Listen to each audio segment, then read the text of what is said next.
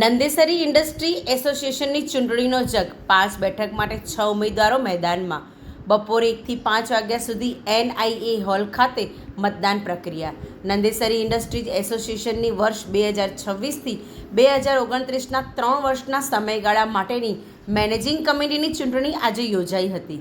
કુલ 5 બેઠકો માટે 6 માન્ય ઉમેદવારો વચ્ચે ખરાખરીનો જંગ જામ્યો હતો. આ ચૂંટણી માટેનું મતદાન આજ રોજ બપોરે 1 વાગ્યાથી સાંજના 5 વાગ્યા દરમિયાન યોજાયું હતું.